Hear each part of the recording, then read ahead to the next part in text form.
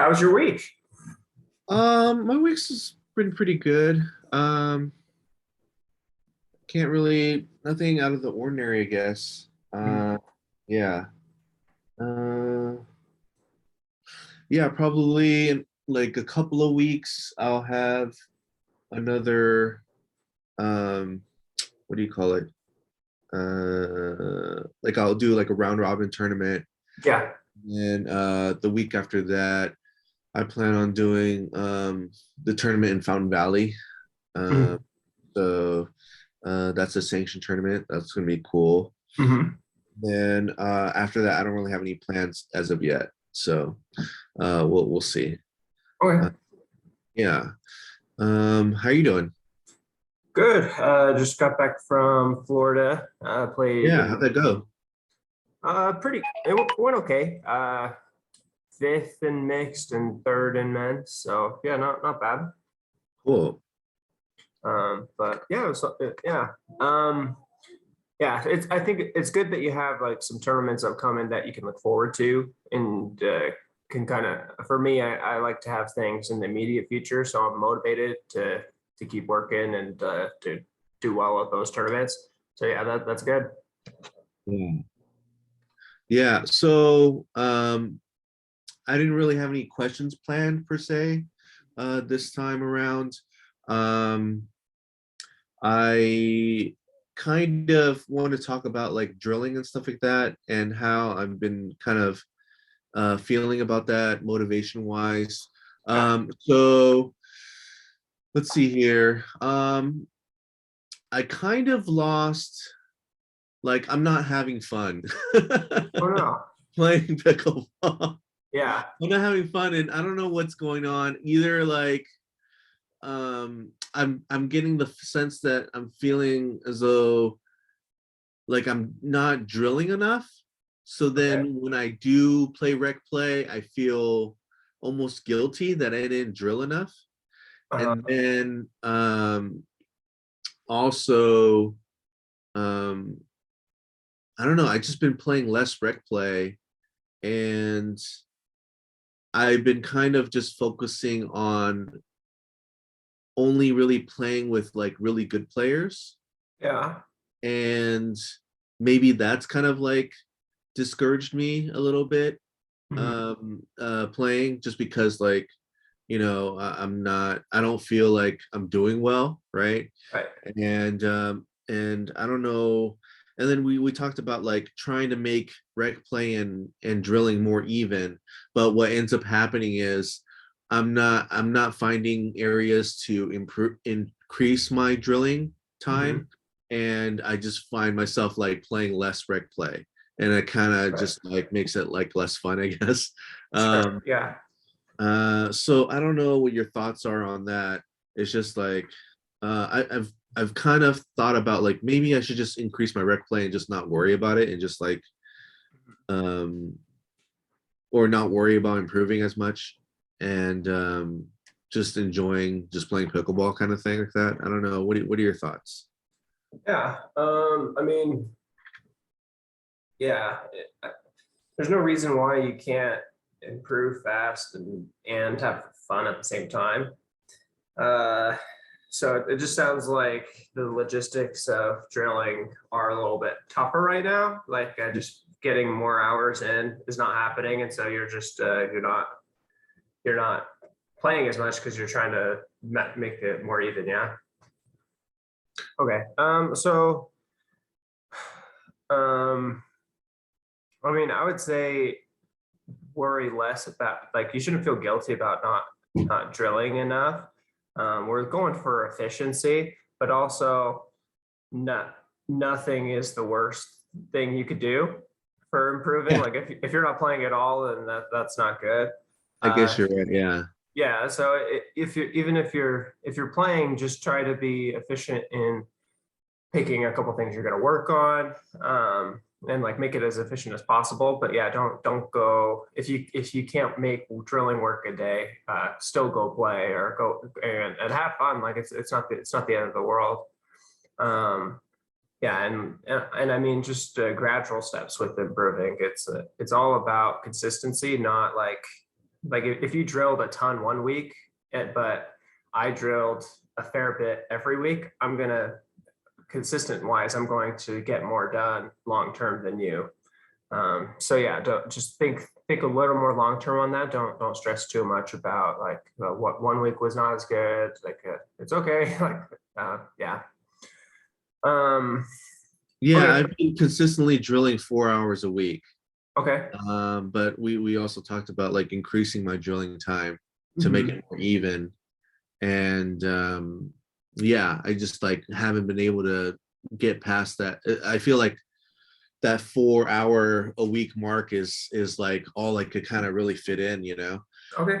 Um, and yeah, it just like everything else is like it's either one thing or another. Either time, I'm like I don't have the time available, or I'm not able to get the partner to Mhm. drill and stuff like that. Okay. So yeah, so it's been a struggle to get past 4 hours a week of drilling. Yeah. Okay. Yeah, Okay. yeah. Well, let's plan on. I mean, try to get about 4 hours a week. Then, if it doesn't quite happen, that's okay too. But try to keep with what you've been consistently doing, and then I guess like the homework is just when you're playing a bunch and you're having fun. If you like, if there's someone new that comes, or I mean, just try to build up your network of people. And maybe you already have a really good network, etc. But just pay attention to that, because if anything, you can have more people to play with. Maybe you find like 1 out of 10 people want to drill, and then it becomes easier and it's not stressful because it's just it kind of falls in your lap. So yeah, just I would say just pay more attention to networking, and Mhm. then like the drill hours should be able to increase from based off of that. Cool. Um, but okay, so we're not able to do more than 4 hours of drilling, and that's okay. As far as playing goes, it's good to like.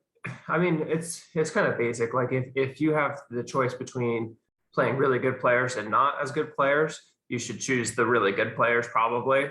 Yeah, and Um, I do, but I've just been prioritizing it so much that um I haven't been really playing with uh lower level players at all, actually. mhm. And you know, it almost I because when I was having the most fun, it's kind of like joking around, you know, and Uh-huh. just like not really taking it seriously. So then, Mhm. like now, I'm taking it more seriously. It kind of loses its fun in a way. Sure. So yeah, I think yeah, I'm gonna try to increase my rec play again, and then uh, I'll continue to play with the higher level people, but at the same time, I will Yeah. I'll add more like look like people that I might be better than, and just to enjoy, like just to relax and not put any pressure on myself to like do well, right? Sure. Uh, yeah. So I think that will um I think I need to have that part of it just so that I can enjoy myself a little bit more. Yeah. Yeah, yeah. So okay. Yeah. I'll just Yeah. like increase my rec play a little bit and just like try to enjoy myself a little more. Sure. And I mean, when you're playing people that are better too, it's maybe a little harder to have as much fun because like you're the one who's having to step up to the plate because everyone else is just naturally probably a little better than you. So you have to go higher than what you're normal to. And that can be frustrating. That I mean, you have to take it more serious. So yeah, I like that's good that you'll get some more just regular play in. When you do it, I'd say allow yourself to have fun, but maybe one out of every couple games, be like, okay, this game's like I'm going to take over this game. Like I'm going to do really good this game. That way, I mean, or maybe I'm going to really work on this game. So like just finding a good balance, just because or for me, like if I'm more wanting to have fun, I more do it like in between rallies, where I like joke about what happened at the rally, or just like talk to people in between rallies, less like in the point kind of a thing. Um, which is probably not as fun, but it's a way to have some fun while being efficient as well. Yeah, and it also helps if you can like turn on and off like your go time mode, where you're like, oh, like this is like if you can step up to the plate when you need to, that's a really important skill to have. But yeah, okay. Anything else going on this week? Um, I had my league game, another league game yet, or I had a league game last week, so we could always look over that footage if you want. Okay. And then I don't really have any other, like this week. I don't really have any other questions actually.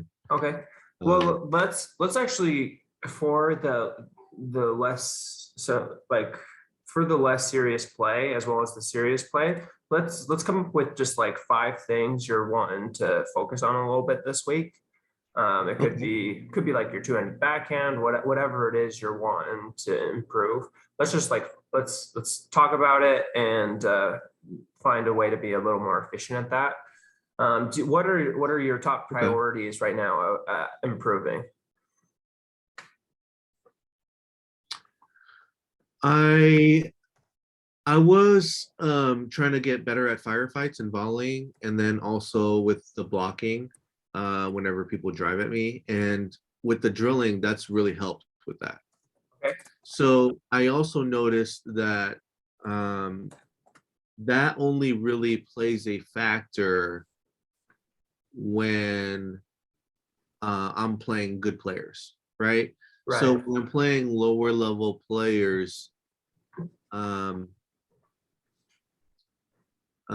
like the ball just isn't as you're not rallying for as long, right? Yes. So then I don't really get that much of a chance to show that I've improved on the things that I've been drilling on. Mhm. The firefights and the blocking the drives, because Right. like people lower level don't really drive, and if they Sure. do, it's like I could block it very easily, it's Mhm. it's not that aggressive, or it's not something that I feel like I can't handle, Mhm. and it actually made me think of something that I really struggle with currently, Mhm. and it's lobs and balls that are short, right? Like when they drop it when I'm at the baseline, Okay. um, and it's because of like my weight, like I'm a very big guy. Sure. I'm over 300 pounds, so it's and the people that I play with, there are some people, like it's obvious that that is my weakness, right? Mhm. My mobility, and there's some people that take full on advantage of it, and it's very frustrating sometimes, or not sometimes, it's all the time. Every time they take advantage of it, it's very frustrating. Yeah. So I don't really know how to really deal with it at my current state. Like obviously I'm trying to lose weight, and so that it wouldn't be that as much of an issue, but Mhm. um as of now, what do you think that could help me have like help me with those things?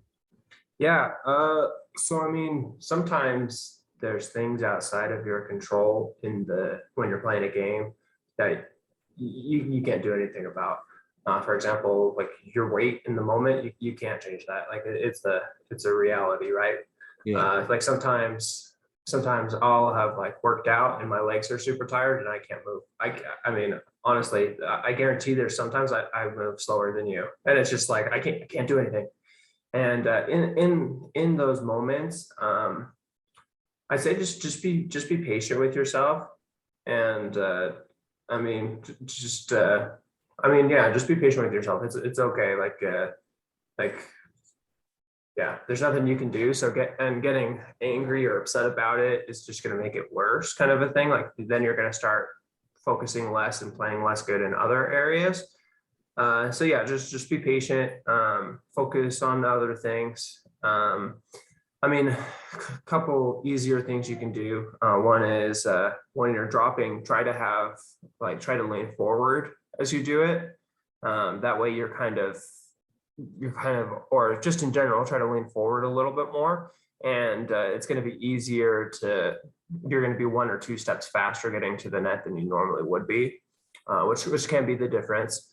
But yeah, I would just say just be patient with things that are outside your control. I'd like to more worry about things that I can control. Like if I'm missing my drops and I know that I can make it, it's like, okay, well, I can fix that, or I can change that. So I'm going to worry about that. But if it keeps hitting the net, like I can't change that. Even if it hits the net 20 times, it's like, well, this deep breath, move on, like worry about what I can worry about. Yeah, I mean, that's what I would say about it. Another thing that, thank you for that. Another thing that kind of adds to my frustration is there's always like people that are trying, like they have good intentions and they're trying to be helpful, and they always like tell you like to like, move to the kitchen faster, or you know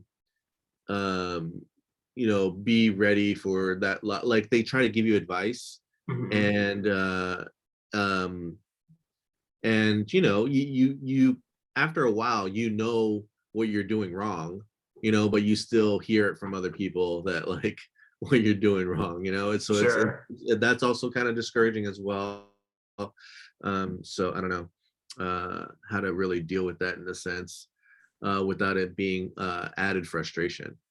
So yeah, I don't know, I feel like I feel like Yeah. this kind of therapy in a way. I'm No. just like letting you know what my frustrations with pickleball are. Mhm. Yeah. Yeah. I mean, you could. I mean, you do have the option to like completely shut them out when they're talking, like when they're to giving advice, where you just like completely like you think like you're just not thinking about what they're saying, and Yeah. then I mean, that's usually not as big of a deal for me. Like I have that skill anyways. Or I mean, if it's really bugging me and it's like the same person, you can let them know like, hey, I appreciate you trying to help me, but it's actually distracting. I'm playing worse because you're trying to help me. Yeah. Can you not talk, or can you not coach me today, or not in general? Right. And I mean, usually when I have those kind of talks in more of an adult way, rather than I'm like in control. My emotions are like, it's not an emotional talk, it's more a logical talk. Usually people respond pretty good to that. Or or if they or if they like ignore you, then I mean, maybe you don't play with that person, or maybe I mean, yeah, most people are pretty civilized. So I mean, there's ways you can address it, but sometimes, like usually the best improvement I make is where I'm like, okay, I have all these excuses going on, but this is still happening. Like, is it really because of the excuses, or do I need to like change some really important things about my game? And usually when I make the most improvement is where I'm like, like I have these excuses, but I don't think those are really the issue. It's a me problem. I need to change this. And sometimes that can be a little bit hard, because you're like, man, it's my fault, and like that can hurt a little bit. But when you have things that are your fault, you can change them, you can improve. So I mean, it could be a good opportunity to try to keep improving it, to have, like, if they help point out the flaws, I mean, that can hurt a little bit, but it also could be a good opportunity. But yeah, you know what's best. So yeah, just find some good balance, and figure out what works best for you. Mhm. Um, yeah. Let's see. And then you said, were you saying when people lob you, or when like what were you saying about lobs were an issue? Well, last week we talked about how, I'm sorry, there's a siren. You're good. Um, Last week we talked about how it was an issue for when I was playing a mixed round robin, Mm, and they were lobbing my partner, and how I could help. right. But uh, th- but it also made me realize, like, I also have an issue with lobs itself. Like Right. I have um it's because like, my mobility sucks and I'm not able to run back. Yeah. So uh, the only real option that I really have is just try to get it where I am at. Like hope that it's low enough to where I could get it myself Mhm. without running back. Um, is that like a bad habit now that we're talking about it? It like Um, you to just try to do overhead and then hope that you could reach it, or am I better off just like trying to make a habit of just running back and hope that I could get to it? I mean, if it's like a really good lob and you have to run back and get it, I mean that's a scale. And even if you don't get it, if you try, I mean, I think I mean, that like when it's obvious, I'll try to run back, but right. when it's like a lot of times it's not obvious, at least from my experience.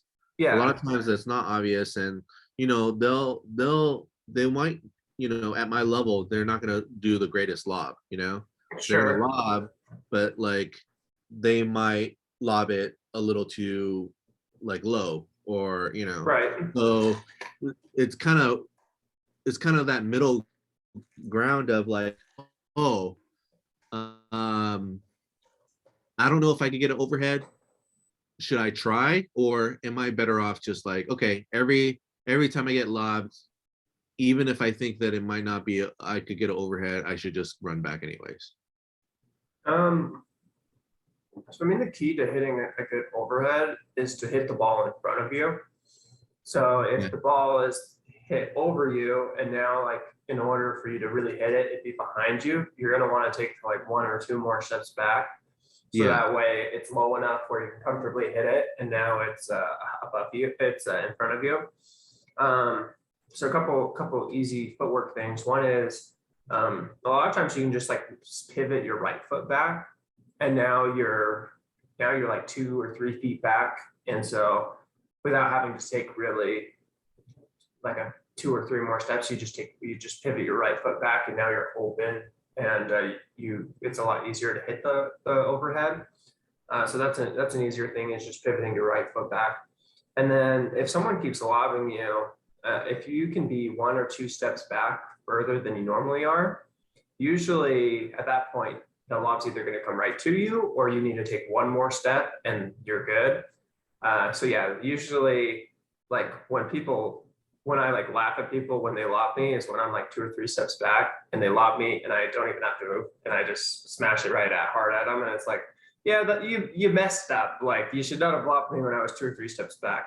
So I mean, if it's like a huge issue and it's like one of the top three things you're worried about, just be 1 or 2 steps further back, and then the whole thing should get a fair bit easier because you're well, pretty yeah, much there. it kind of adds to, so this is the problem that I have is when I do that, when I take a couple steps back, then they Mhm. start taking advantage of just dropping it short because of my mobility. They'll just like go kind of like play pickle with me, or for lack of a better term, of like, if I'm a step back from the kitchen, they won't lock. They'll like try to drop it short, Mhm. or like dink it short, right? And if I'm at the kitchen, then they're gonna try to lob me. Like it's just like, and my mobility is just not there to handle both. So then they just take advantage of me of that a lot. So I Mhm. just like, I don't know. It's just frustrating. Um, Yeah. Um, yeah, I would say maybe, maybe at that point you just find a happy medium uh-huh. where you're like hope and hopefully you keep getting faster where you can find a place where you're back far enough where you can get the lob and you're close enough where you can get the shorter shot. And Yeah. usually they're going to be better at the lob or the shorter shot. So you can prioritize one or the other a little better. Oh, okay, that's Um, helpful. Yeah, that's helpful to think about which one Yeah. they're better at. So, I I could mean, do that if more. anything, if they lob you, don't let them win off the lob or like don't like set yourself up to get the lob next time a little bit better. Like make them have to hit that drop shot on you. Like don't let them get two winners of the same kind in a row. Make them Yeah. have to switch it up because that's going to be harder for them. And also like make them show that they can hit a shot. Like for example, if they haven't lobbed you, then like make them show that they can lob you or don't worry about it. Same with like sometimes I'll hit shots where they could earn it, but it's like, well, they never earning me. So I mean, I don't like purposely like leave it up high up so they're like super tempted, but it's like, well, I'm not going to super worry about them earning me if they literally never go for it. So yeah, just take if they're not taking away some of your options, or if they're not taking advantage of some of their options, you can sit on things a little bit easier. But yeah, yeah, and if honestly, if you practiced for 1 hour, someone doing lobs on you, like where you're both at the kitchen, and then they just they lob you and you're trying to work on your overhead. If you do it for an hour, you're gonna get twice as good at it. Like it's you get really good at it pretty fast. So that could be a good hour investment. And also, one reason why lobs aren't done as much is because if you lob me and you hit a good lob, if I hit a decent overhead, usually that's like a pretty dang good shot. Like it scales pretty good. So yeah, if you can just increase your overhead, like maybe you're not as fast getting there, but if you can get it in front of you, or maybe you get your hip or pardon me, your wrist action on your overhead where it's just like bam, like with your wrist. Anyways, there's some easier ways that your overhead can become more dangerous without needing like hours and hours on the court practicing. Like it really just needs an hour or two of drilling probably. Okay. This overhead talk made me think of a question. So I do a better overhead with my right arm just because of my tennis background. Yeah. And even though I play left-handed, do you think it's a good idea to switch to my right just for that overhead, or should I really try to develop my left hand overhead? Just because, like, I see, for example, I see Riley Newman switch hands sometimes, just because out of preference, I notice, because like he really didn't need to switch hands at a certain point, like certain shots. Yeah. So I figure like, oh, he's switching hands out of preference. What do you think of that? I mean, honestly, if I were you, I wouldn't do a backhand overhead. I would do a forehand overhead, right or left-handed. Okay. That's probably the full, like in a year version of what I would like for you. If you're in a tournament and you need to hit the overhead and you prefer your right hand, switch hands. But for practicing and improving, sometimes letting a shot struggle, like sometimes like I remember one tournament where we played a team and they couldn't beat us with their drives, they couldn't beat us with their dinks, so they started lobbing us. And over the course of the match, I mean, my overhead got a fair bit better during the match. And it was, if I missed one or two, it was like, well, I'll just be patient with myself. I'll start to get it. So yeah, just even if a shot's awful right now, give it time. Like it will gradually keep improving, and just pay attention to it. So yeah, just give yourself time. It's okay. Yeah. Yeah, I mean, also it is a skill to switch hands quickly. So yeah, I mean, if you can switch hands quickly and you're able to hit it really good with your right hand, I mean, maybe that is the way to go. It just depends, I guess. Yeah. Okay. Okay. Okay. Do you want to send me the video? Sure. Let's see here. So this is from my league game. I'm gonna send you the video. I'm talking while I try to send you this video. I'm gonna send you this video. I didn't record it, so it's it might not, the framing might be a little what you're not used to.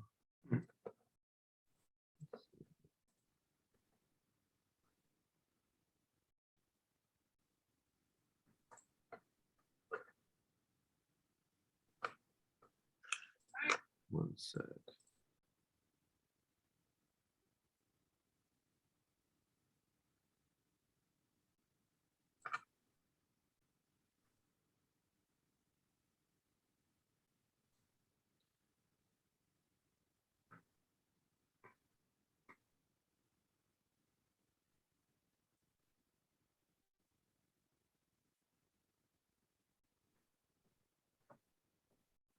This is one of my league games. I played 3 league game or 3 league games and a tiebreaker, but I'm sending you this one because the other ones, my partners kind of took over because they're a lot better than me. So they wanted to cover. I told them to cover more court. Yeah. So the league is a little more serious than Oh regular play. yeah. Oh yeah. This league is like I'm probably I think I'm the worst player in the whole entire league. Right. So um but it's a great learning experience for me. But Yeah. it's also like it's also very difficult for me. Yeah. Uh, yeah. So this is where I'm playing mixed with one of my teammates, and that's why I'll see more of the ball. But Mhm. then that's why I wanted to show you this one as compared to other ones where I only cover like 10% of the court or whatever. Yeah. Let's see. Okay, here we go.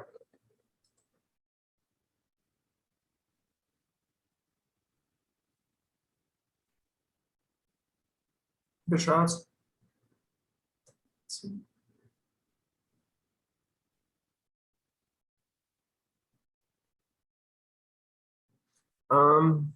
So like an easy mobility thing that you could work on is you see how you're like you're standing not open like a closed stance right there. Yeah.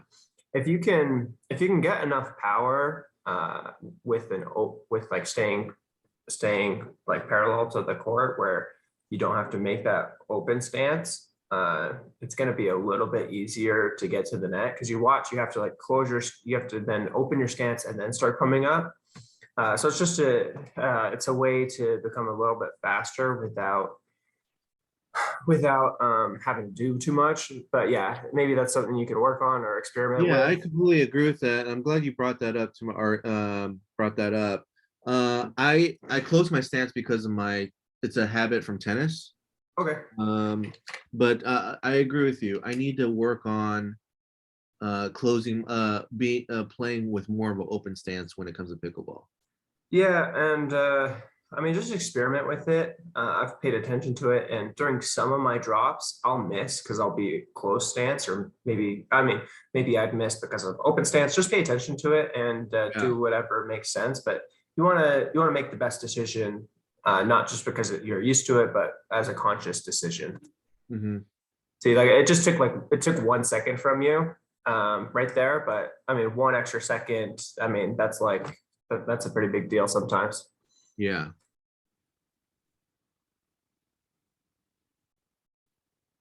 Nice.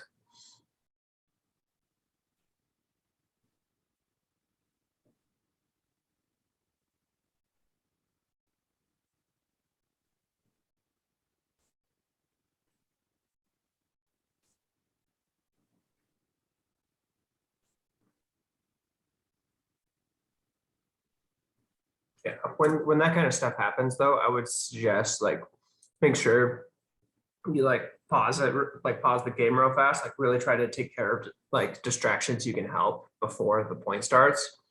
Um, yeah, because sometimes like we'll miss shots because we're distracted, like someone calls the wrong score, etc. If we can take care of as many of those kind of things as possible before the point happens, it can be really helpful.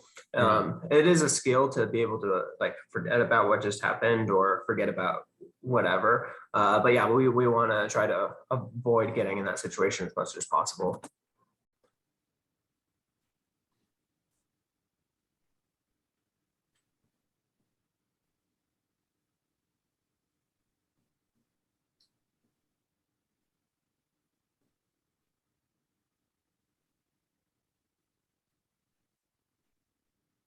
Like, I mean, honestly, that shot, you hit it really good at yet, and you were reaching pretty far.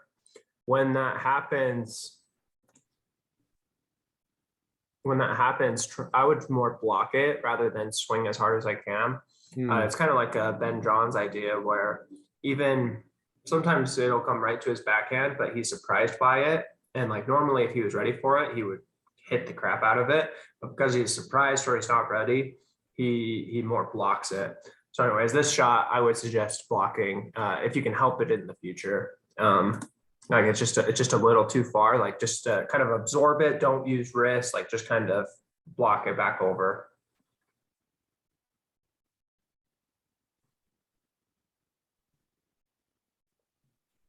Huh. That guy's pretty good. Oh, that guy? Yeah, Yeah, that was a he's good really good. backhand. Oh, He's really good. And he just started like 3 months ago. okay, cool. He former tennis player. Yeah, it's not fair.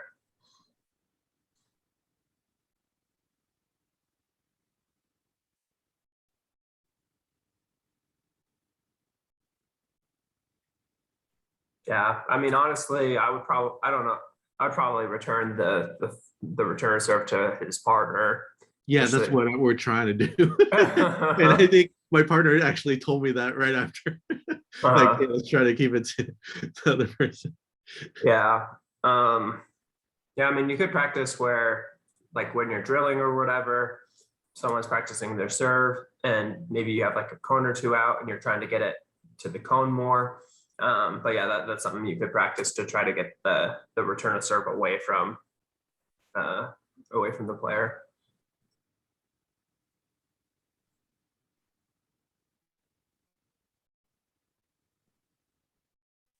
Yeah, I couldn't get away from him. Yeah. Um, I mean, just pay attention to where he's at too, though, because he's like over the line. I mean, right here, honestly, a lot of the times, I mean, I'm either going to go really like soft and short to like her backhand, so like a dink, or I'm gonna go back around him to his backhand.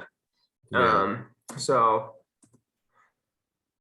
yeah, because basically you hit it right to him because he's standing right in the middle, right? So yeah, I would go so far over that it's like he's way over, and now he's like off the court. And so yeah. now if he doesn't win right there, you're gonna hit it behind, like you're gonna hit it to the open court and hopefully win. Or you go behind him and then he's having to hit a two-handed backhand, like dink or whatever, and he's moving. It's probably not going to be as good. Um, but yeah, I guess in general, I would say there, like you're a little in a precarious spot here. Like this shot's a little precarious. I would hit a softer dink to her backhand or to his backhand. I wouldn't be aggressive here probably. Yeah, yeah. Also, because he's hot, right? Like he's been making some really good shots. He's feeling good. Just like try to ice him off a little bit. Don't try to press your luck. Mhm.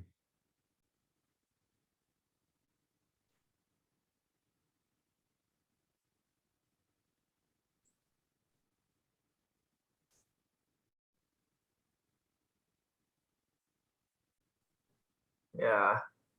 That was my fault. It should have been my ball. Yeah, I mean, honestly, I think he's playing really, really good. I don't know if he plays that good all the time. So Yeah, he plays that good. He plays even better, usually. yeah, so I I mean, think he's kind of taking it easy on so Morris. I mean, think of it objectively. He's better than is he better than a lot of the people at the league? Yeah, Okay, so like, I he's mean, one of the top. He's one of the top guys in the league. Yeah, yeah. So I mean, if he's playing really good, he's making awesome shots. Yeah, don't take it too personal. Like it's okay.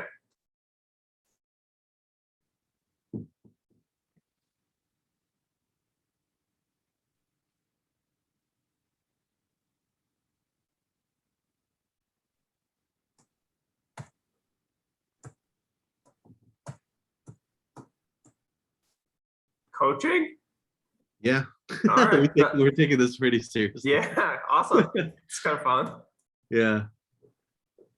Well, those are our captains, or Oh, nice.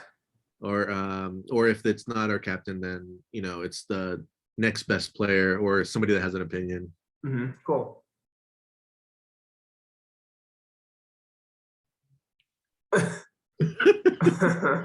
See, see.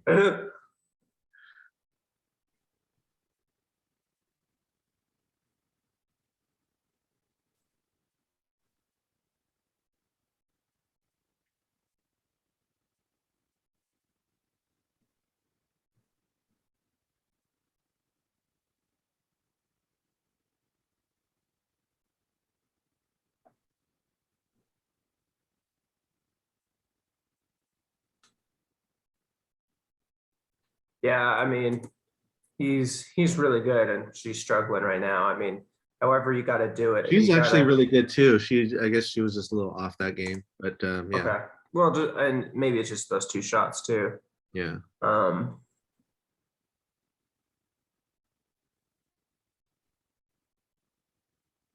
yeah, and I mean, it feels like they are targeting your partner a fair bit, which is tough. Because they're, I mean, And they're in my opinion, I think my partner is actually better than me. So yeah, I mean, and maybe they're doing that on purpose. I don't know, yeah, but like they're neutralizing you or like not allowing you to affect the game too much, and then you guys aren't neutralizing the player that's doing really really good that game. So yeah, you just sometimes you gotta take away their strengths or you gotta neutralize them however you can. If you can work on it, yeah. I think just like super short dinks where it's you're just aiming a couple inches above the net and it goes right pretty close to the net, like it's a couple inches from the net.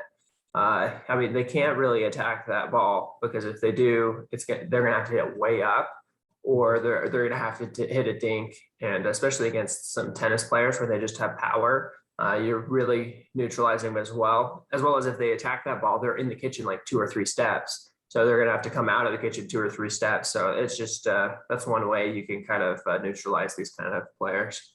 mhm, mhm. But it can be hard to control the ball that like hit a dink that close to the net. What were you going to say? I think that they're targeting her because I hit some really good shots in the beginning of the game. So then Uh, I think they think that like, oh, I'm doing pretty good. So then they're targeting her, my partner. I think yeah. that's what's going on. Okay. Yeah. Normally, I would be normally I would be targeted. Mhm.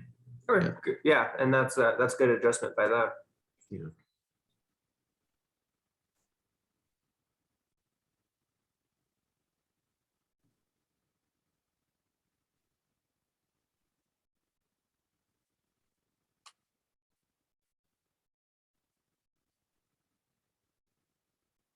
Good.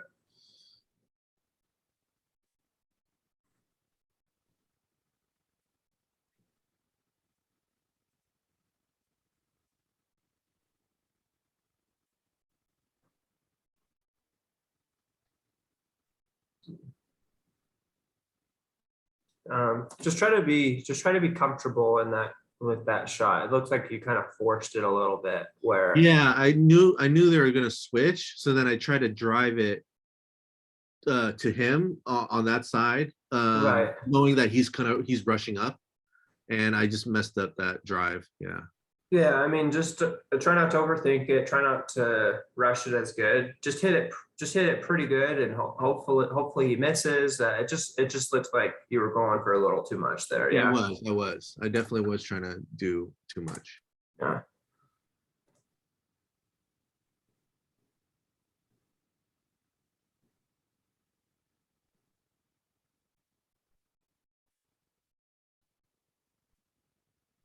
Okay. Oh, good point. So when you went back for this overhead, you Mhm. just kind of like stepped back. What I want you to do from now on, you probably should have hit a right-handed overhead here, especially because it's better. So you should have switched hands because it's coming to your backhand. Mhm. And then you should, if you can, try to, instead of like backing up just straight backwards like this, turn to whichever way you're wanting to hit the ball and then side shuffle back. It Okay. should be a little bit faster, as well as you'll kind of already be set up to hit the ball. So yeah, try not to go straight back. Try to turn. Well, you kind of did it a little bit. You did it somewhat. I would turn even more, and I would turn like right away. Mhm.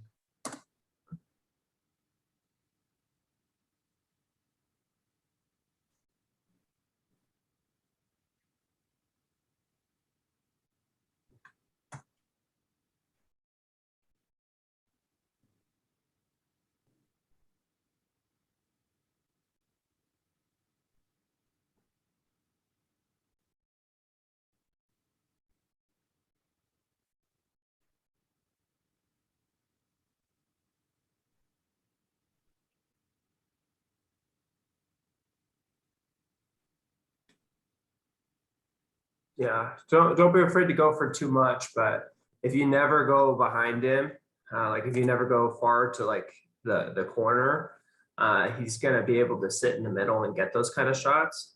So really, in order to pick on the girl as much, you got to be willing to go behind him a little bit. Um, yeah, just like keep that in mind. It's more like a 1 out of 4 or 1 out of 5 shot. Like for example, when I played against DJ Young and Corinne Carr this last tournament, the very first drop I did was far to DJ's backhand, and I did it a little more aggressive. And really, one of the things I was trying to do is send the message right away, like, "Hey, I will go behind you. Like, stay on your side."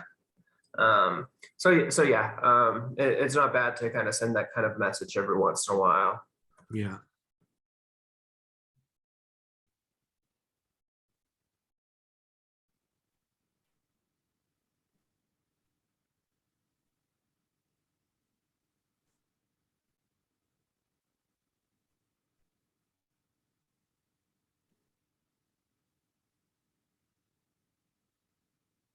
I'd say like on that very last one, you should take a half step over. Mhm. So she returns it to him.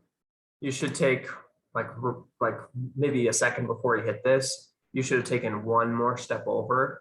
Mhm. Make him go behind you, and maybe you don't even get to it, etc. But make him change his original thought, because his original thought every time here is to go to her, especially because they've been picking on her so far from what we've watched. Yeah. Make him hit the less comfortable shot, or make him change his mind mid shot. Don't let him take the easy way.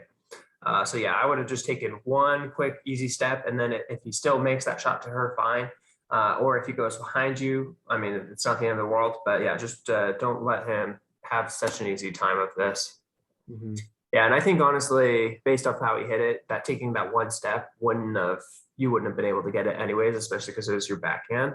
But Yeah. also, then your partner has to worry about like 2/3 of what they were worrying about. They don't have to worry about the middle. So maybe your partner would be able to get that instead of now it's just a little bit too much pressure, too much court she's running up. Maybe it just gives her just enough air where she keeps the ball in play. Yeah. But yeah, good work in recording. And yeah, you're watching your games back, yeah? Yeah. Yeah. Okay, because yeah, you can usually see some technique things yourself, or you can kind of pay attention to what actually happened. So yeah, it's an easy way to get quite a bit of return is just watching yourself back. Mhm. Awesome. But yeah, any more questions or anything for me? Nope. That's it.